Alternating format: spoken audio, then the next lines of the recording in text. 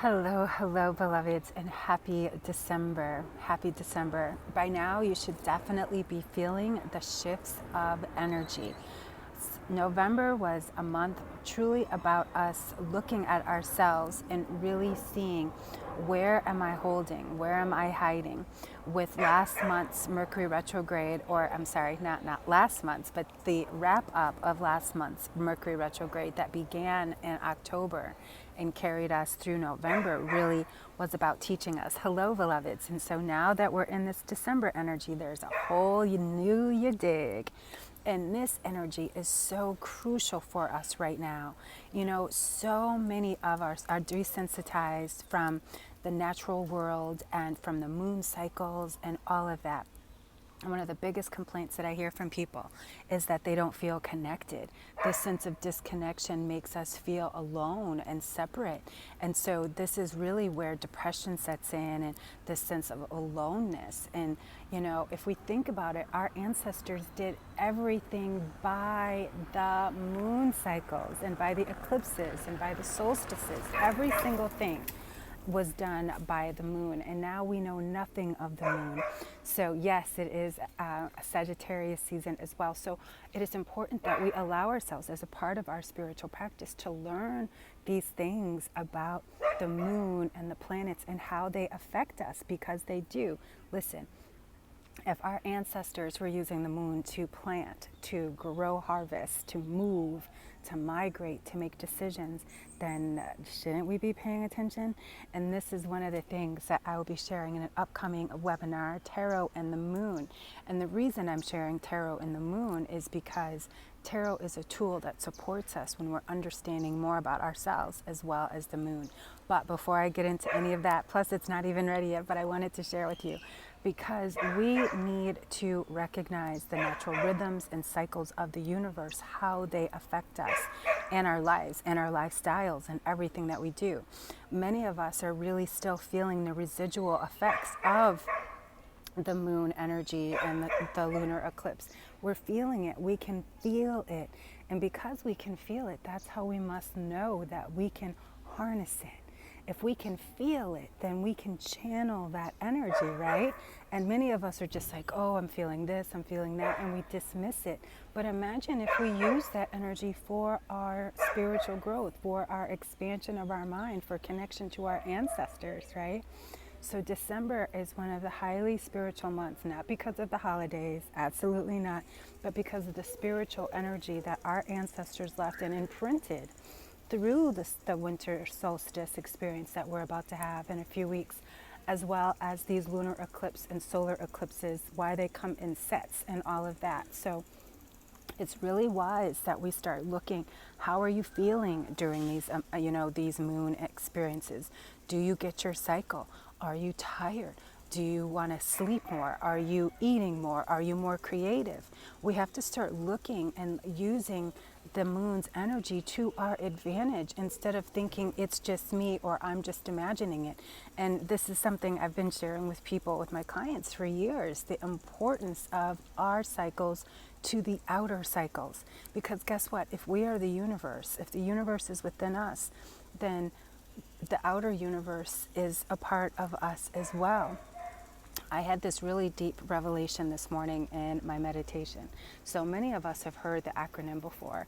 Fear is false experiences appearing real. That's what fear is. Today I heard peace.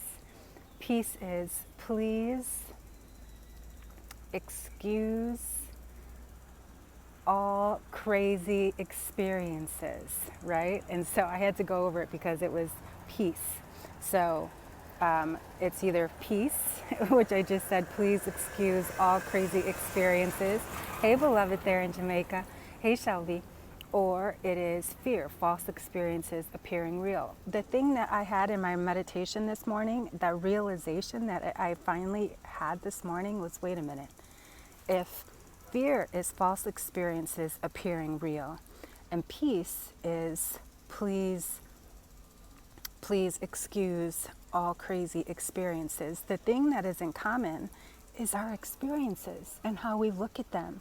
let me break it down for you. This is how it came to me this morning. So I was looking at some memories, of course, that popped up on Facebook, and I was like, oh, look at that. Oh, that was so amazing. What that experience brings so much joy and happiness to my heart.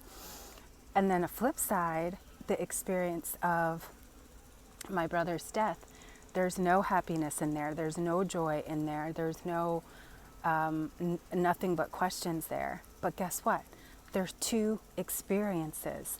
How I view them based on my perception is how then I experience them. But guess what? They're both experiences. And it is up to me how I decide to see them. So I could have seen my brother's death as a celebration, just like going for the first time to the Mediterranean Ocean. But again, because one experience was seen as a positive in my perception, and the other one was seen as a negative based on my perception, but both of them are experiences. So we've got to look at our experiences, and this is the type of spiritual wisdom that December is going to bring us. This is about exploring ourselves at such a deep soul level, because guess what? 2021 numerology is a year of personal freedom. We can't get to personal freedom if we don't have a personal understanding or understanding or explanation or evolution of ourselves. There's no way we're going to be able to expand and evolve if we don't have a connection to ourselves. And a year of personal freedom, that is not about making big moves, but in fact that is truly about being in tune with yourself. And so we've got to get back to the ways of knowing how to connect to ourselves instead of looking outside of ourselves and looking at our experiences. So either they're fearful experiences, false experiences appearing real, or they're peace experiences. And that's, please excuse all the crazy experiences. So we decide how we're going to look at anything. We are the holders of the perception, which means we're also the judge and the jury. So start being mindful, and you'll start to see the lessons, the little crumbs that are being left for you by the universe that's not just within you, that's around you too. Because remember, the universe that is within you is the universe around you, beloveds. So I just had to share some of that lunar eclipse insight. I'm super excited. My IFA philosophy class starts tonight, so I'm diving deeper into my African spirituality for the month of December, and some amazing things we've got coming up for you as well. So just wanted to give you just a little tidbit of that insight and information. Look at your experiences. How are you experiencing them? And what do you know about the moon? Are you harnessing the moon energy? Do you do it sometimes? Do you do it every time? Are you feeling like you're connected to the moon? I want to know how you feel about the moon, because I love the moon. I'm a moon lover. I'm a moon baby. So I send you so much love and light. And until next time, beloveds, keep on shining. Happy December. Peace and blessings.